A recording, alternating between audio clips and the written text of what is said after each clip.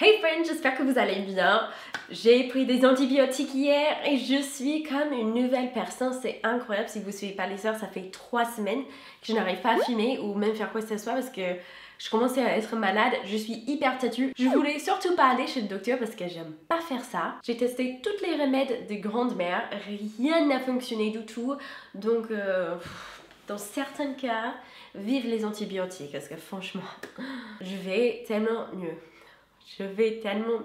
Mais du coup, normalement je dois poster une vidéo demain et comme je suis en forme aujourd'hui, j'ai envie de tenir ma promesse, vous poster la vidéo mercredi. Et j'ai pensé peut-être vous raconter 2-3 histoires de l'immigration que je n'avais pas encore partagées avec vous, vu que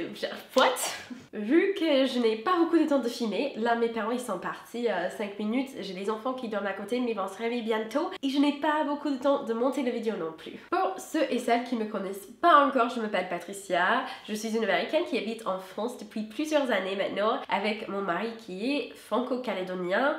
Donc français, hein, il a grandi principalement en France. Et mes 2 petits enfants qui sont toutes mignons et toutes jeunes. La plus grande, elle a 3 ans, donc c'est encore à la course chez nous avec les petits filmer. C'est pas toujours évident, mais là j'arrive, je suis trop contente. C'est mon activité préférée. Je vais aussi faire le disclaimer que je suis connaissant que l'immigration, c'est plus facile pour les Américains et les Canadiens que pour d'autres nationalités. Il y a certaines nationalités aussi où ça passe nickel, mais on va pas se mentir, même à la préfecture, on m'a dit très cash qu'il y a d'autres nationalités qui sont moins bien vues et pour lesquelles les autorités ils prennent plus la tête en fait. Je vous fais cette vidéo pour les personnes qui sont peut-être immigrées eux-mêmes ou des personnes qui sont juste curieux, mais c'est surtout, je me dis, cette vidéo pour mes petits-enfants, comme ça, ils auraient vu mon expérience en France, les petites difficultés que j'ai dû surmonter. Bien sûr, je me rends compte qu'il y a des personnes qui ont des difficultés 1000 fois plus grave, mais ça pourrait en stresser certains et moi je veux en garder le souvenir avant que le temps passe et que j'oublie tous les détails.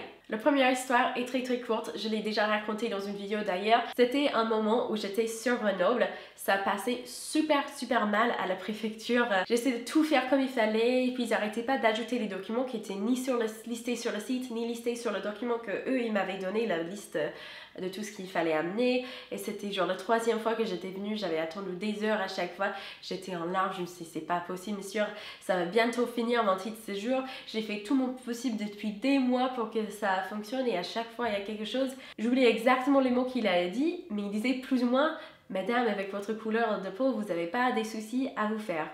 Alors ça peut sembler un peu non mais c'est pas possible, surtout les gens qui ne sont pas passés par là, mais j'ai parlé avec d'autres immigrés qui sont dans mon cas avec on va dire cette privilège, comme ça c'est un peu le terme politique qu'on utilise pour ça en ce moment, et qui ont eu des expériences assez similaires. Donc s'il a eu raison ou tort cette personne qui travaillait pour la préfecture, s'il n'aurait pas dû dire ou si c'est faux, c'était juste lui personnellement il pense comme ça, on ne saura jamais, mais c'est une expérience que moi j'ai eue. La deuxième expérience, c'était sur Lyon, avant qu'ils ont changé pour le nouvel système. Donc c'était en 2015. Je me souviens très bien parce que je venais d'accoucher. Si vous ne savez pas, pour les titres de séjour qui durent 1 an, comme ça se fait au début d'un mariage, les premières 3 années, il faut faire le titre de séjour de 1 an.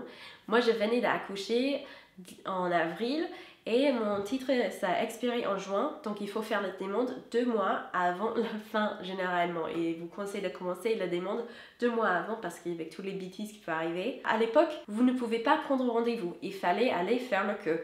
Comme tout le monde, et c'était pas possible. Sauf si vous avez un titre de séjour de 10 ans, dans ce cas-là, vous pouvez prendre rendez-vous. Heureusement, ce système a été réglé depuis, vous pouvez bien sûr prendre des rendez-vous maintenant, mais à l'époque, ce n'était pas possible. Et donc, ils disent que ça s'ouvre à 9h, donc nous, on arrive à 9h moins 5. Et le queue, ça fait tout le tour du bâtiment, le prochain bâtiment, jusqu'à ce que ça tourne dans l'intersection à côté. Et on essaie de demander à quelqu'un où est-ce que c'est le queue pour demander le titre de séjour. On nous rigole en face et on dit madame, si vous voulez faire votre titre de séjour, renouveler votre titre de séjour, il fallait venir à 25h du matin. Hein. Et ça, vous ouvrez à 9h et encore ils ont rigolé puis ils sont allés parler avec d'autres personnes qui avaient d'autres questions. Je comprenais rien, je trouvais ça bizarre. Donc on parle avec des gens qui font le queue, qui sont là et ils disaient non mais nous il fallait qu'on vienne à 2h du matin, moi il fallait que je vienne à minuit pour avoir ma place. J'étais là genre non mais c'est pas possible de venir à minuit, c'est quand même c'est bizarre. Surtout moi j'avais un nouveau-né. Sachez aussi que ce n'est pas seulement pour l'immigré que ça peut poser problème, mais quand vous faites une demande pour un renouvellement de titre de séjour de famille, il faut que toute la famille proche soit là, donc vos enfants, votre mari ou votre femme, etc. S'ils sont à l'école, tant pis, ils doivent sortir de l'école pour venir faire le queue avec vous. Pareil si votre mari ou votre femme elle travaille, si vous travaillez, il faut prendre une journée congé exprès pour venir faire la demande. Dans mon cas, il fallait que mon mari soit là et mon bébé qui avait quelques jours à ce moment-là. Et donc nous arrivons le lendemain à 5h du matin et qu'est-ce qui se passe? On fait le queue pendant 4 heures, sachant que moi je viens de me faire couper entièrement en bas. J'étais en train de saigner, j'ai un bébé, un nouveau-né dans les bras, donc il faisait encore froid. On attendait carrément, c'était dans le noir à 5h du matin, dans ces circonstances où il n'y avait pas de toilettes. Et si on quittait le queue pour aller s'acheter à manger, on allait perdre notre place. Ça, si vous avez des voisins qui faisaient le queue, qui étaient très gentils, qui allaient vous laisser, mais la plupart voulaient aussi avancer dans le queue, donc ils n'allaient pas vous laisser faire. Et donc 9h du matin, ça arrive, on fait encore le queue, le temps qu'ils donnent les petits tickets. Ils avaient un certain nombre de tickets par jour, et quand ils avaient plus de tickets, ben, ils acceptaient plus de personnes ces jours-là. Et les personnes qui avaient les derniers tickets allaient attendre à l'intérieur du bâtiment cette fois-ci. Donc nous, on était là à 5h du matin. On a déjà fait 4 heures de queue, et puis on arrive en face, et c'était juste 2-3 familles avant nous qui coupent le queue, et ils disent « Ah là, désolé, il faut revenir demain, il n'y a plus de place ». On était dégoûtés. Heureusement, mon mari, c'était un ange. Lui était venu le lendemain du coup pour nous garder la place à partir de 2h du matin. Et puis ensuite, moi j'ai pris le métro. Dès le premier métro du matin, j'oublie, c'était genre 5 ou 6h du matin avec bébé pour encore venir faire le queue.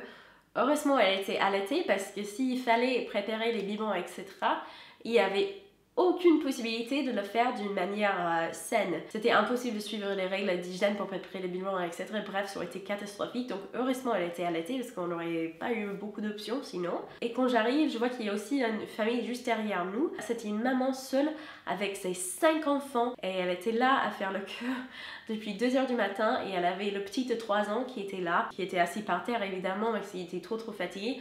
Mais genre depuis 2h du matin, ils ont dû sortir de chez eux à 1h. Elle m'en avait parlé parce qu'eux aussi, ils avaient fait les mêmes erreurs que nous. Ils sont venus 2-3 fois. Elle avait déjà sorti tous les enfants de l'école, les ont ramenés, puis les rentrés à la maison parce qu'ils étaient trop tard, etc. C'était une vraie galère. Et donc, sachant que moi j'avais la chance parce que j'étais arrivée plus tard, j'avais un mari qui pouvait faire le queue à ma place. J'ai vraiment de la chance, mais j'ai quand même attendu des heures debout. À 9h du matin, ils ont commencé à passer des petits tickets et ils se sont arrêtés pas très longtemps après nous en fait. Donc pour les personnes qui étaient arrivées à 2h30, 3h du matin, c'était trop tard, ils avaient raté, ils n'allaient pas avoir de place, il fallait revenir plus tôt le lendemain. C'était vraiment une expérience qui pour moi, comme j'étais pas physiquement dans un état où je devais être debout comme ça pendant des heures, ça m'a fait assez mal, je vous cache pas du tout, c'était vraiment pas cool. Il y avait aussi des personnes enceintes qui faisaient le queue, elles n'avaient pas la possibilité d'avancer dans le queue ou quoi que ce soit. Et puis ensuite, on a fait encore le queue une fois qu'on était rentré dans le bâtiment, bien sûr, pendant des heures. On est finalement parti vers midi avec la mauvaise nouvelle qu'ils avaient un document qui était noté nulle part sur internet. Ce document, d'ailleurs, n'était pas non plus sur la liste des documents que le monsieur il avait en face de lui. Ce n'était pas du tout là. Et donc, mais il nous disait non, mais c'est mieux de l'avoir pour qu'on puisse vérifier et tout, que ça soit sûr. Donc on était dégoûtés, mais on est reparti, c'est pas grave. On est revenu, j'oublie si c'est le lendemain ou quelques jours plus tard, mon mari a refait de nouveau le queue à 2h du matin. Nous, on est venu dès le premier métro du matin pour le joindre. Encore pareil, il y avait des personnes encore plus galères que nous derrière. C'était le grand n'importe quoi. Imaginez-vous, au milieu de la nuit, à 2h du matin sur Lyon, qui est au centre-ville, c'était dans le 6e il me semble, des centaines et des centaines de personnes non cadrées où il n'y avait aucune supervision qui faisait le queue en fait, juste comme ça. Des petits enfants, les personnes âgées, tout le monde inclus. Cette fois-ci, c'était bon, on avait tous les documents et on était par contre un tout petit peu dégoûtés. Cette fois-ci, c'était une autre personne, elle regardait le dossier et le document qu'on a oublié la dernière fois, ce n'était pas du tout nécessaire au final. Donc j'étais pas très contente, mais bon, je me suis dit c'est une expérience, j'ai la chance d'être encore jeune, d'avoir un mari qui pouvait attendre à ma place à partir de 2h du matin. Pour les personnes qui étaient moins chanceux et qui étaient mal, ou pour les personnes qui avaient des moyennes, il y avait des personnes, et je vous blague pas du tout, c'était un vrai phénomène, qui sont venus et ils n'étaient pas du tout des... Peut-être ils étaient des immigrés, mais c'était pas des immigrés qui étaient en besoin des titres de séjour.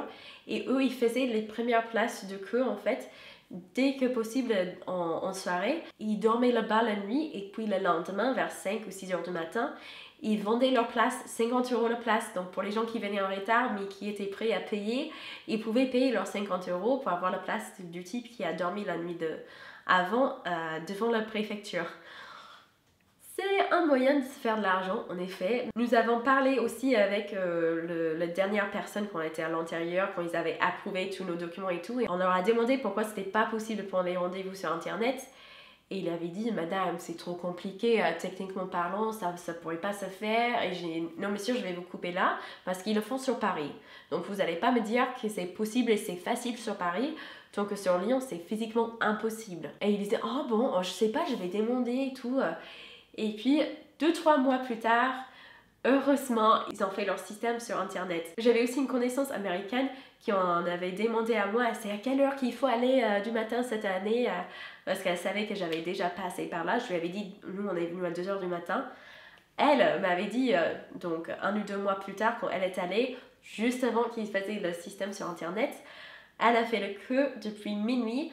Et elle était une des toutes dernières personnes d'être acceptée. Donc les personnes qui sont arrivées à minuit et demi, 1 heure du matin, pas possible. C'est grand n'importe quoi. Je ne dis pas tout ça pour me plaindre, même si à l'époque, si j'avais fait une vidéo, ça aurait été une vidéo rageuse, je vous cache pas du tout. Mais plutôt pour raconter l'expérience qu'on a eue. Vous avez vu, j'étais quand même déterminée, j'ai resté jusqu'au bout, j'ai gardé la patience, j'ai crié sur personne et j'ai arrivé à avoir mon titre de séjour encore pour 1 année. Donc c'était cool. Par contre, je peux vous dire sur Montpellier, toutes les personnes que j'ai croisées à la préfecture qui m'ont aidée, soit ils étaient cordiales et humains, soit c'était des anges. C'était une expérience, même si c'était beaucoup plus long que dans les autres villes de France où j'ai pu aller, c'était tellement plus humain et tellement plus gentil, j'ai beaucoup aimé. Je disais à mon mari après, c'est bon, on reste sur Montpellier, c'est tellement agréable ici.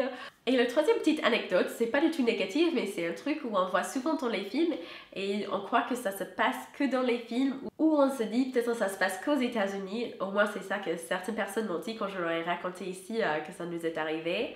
C'est la visite des policiers à la maison pour vérifier qu'on est un vrai couple. Donc ça c'était pour avoir le titre de séjour de 10 ans, la première fois que j'allais faire la demande, etc. Et ils voulaient vérifier que ce n'était pas un mariage blanc, que c'était un mariage légitime, véritable, c'était une vraie relation, qu'on vivait vraiment ensemble, etc. À ce point, on avait déjà un enfant ensemble qui a la nationalité française, mais ils s'en fichaient complètement. Pour eux, ça compte pas comme preuve de relation. Et on avait des policiers qui sont venus sans s'annoncer à la maison. Et c'était pas du tout un problème parce que ça se voit tout de suite quand on rentre dans la maison qu'on est en couple et qu'on habite ici. J'étais là, il m'a posé des questions. Et mon mari était pas là, il était au travail justement, donc ça a tombé parfaitement pour eux parce que c'est ça qu'il veut. Il veut nous poser des questions séparément pour vérifier que nos réponses sont similaires. On m'a demandé combien on paye pour le loyer. Je sais parce que là je me suis trompée dans la réponse. Il demandait combien de mètres carrés ça faisait l'appartement. Je sais pas si je devrais vous raconter ces questions, mais on m'avait pas dit le contraire. Donc si vous allez aussi passer par cet entretien, préparez ça. On a demandé la date du mariage, comment nous nous sommes rencontrés. Il me semble qu'on avait demandé aussi si genre nos proches aussi étaient au courant du mariage ou si c'était quelque chose qu'on essaie de plus ou moins cacher de nos proches.